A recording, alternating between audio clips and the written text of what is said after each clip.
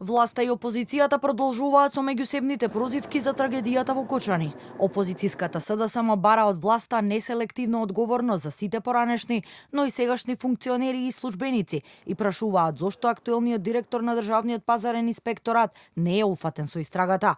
Од ВМРО ДПМН е со одговор дека СДСМ повторно ја користи трагедијата за политичка пресметка, но надлежните продолжуваат со напорна работа и истраги без оглед на политичка или етничка припадност. Според јавно достапните информации, двајца поранешни директори на Државниот пазарен инспекторат се опфатени со истрага поради наводно непостапување. Логично се наметнува прашањето зошто актуелниот директор на Државниот пазарен инспекторат, Владко Стојковски, не е опфатен со истрагата. Иако, веројатно, носи дури и поголема одговорност за надзорот врз објектот ПУЛС во периодот пред и за време на кривично-правниот настан. Кога СДС зборува за селективна правда, треба да одговори и зошто никој не беше одговорен за смртта на 14 пациенти во модуларната болница во Тетово. Зошто ниту еден министер не понесе оставка по трагедијата во Бугарија со автобусот на Бесатранс. Зошто обвинителството тогаш громогласно молчеше, додека државата тонеше во корупција? Одговорот е еден. Затоа што се беше под нивна целосна контрола во функција на грабеж на Македонија. Од ДУИ пак продолжија со критики до власта и премиерот за политички прогон, наместо како што велат неселективна истрага по апсењето на екс-министерот од нивните редови Крешник Бектеши. Ова е политички прогон, а не истрага.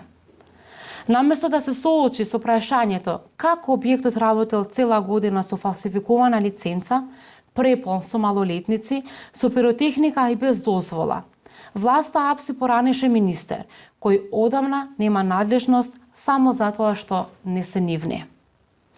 Во држава, каде што целото општество е во тага, премиерот на јавна сцена демонстрира вулгарни закани, влечење за уши и нарачува апсење пред камера.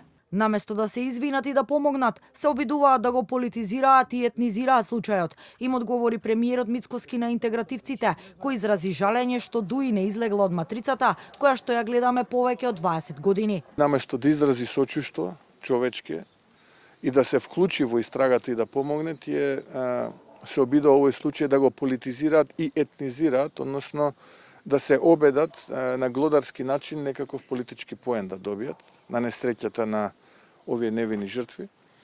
Јас само можам да кажам дека им служи на чест, а ние како влада ќе продолжиме и понатаму да се грижиме и да се бориме против ваквото девијантно однесување и сега доколку го има, но и исто така ќе претресеме се и ќе извадиме се на виделина за тоа што се случувало во минатото. Во одбрана на Бектеши јавно застана и неговиот сопартиец и поранешен шеф на дипломатијата Бујар Османи, кој на социјалните мрежи напиша дека тоа е политички затвореник и како што вели, редок случај каде албанците и македонците се согласуваат за неправдата што му се прави.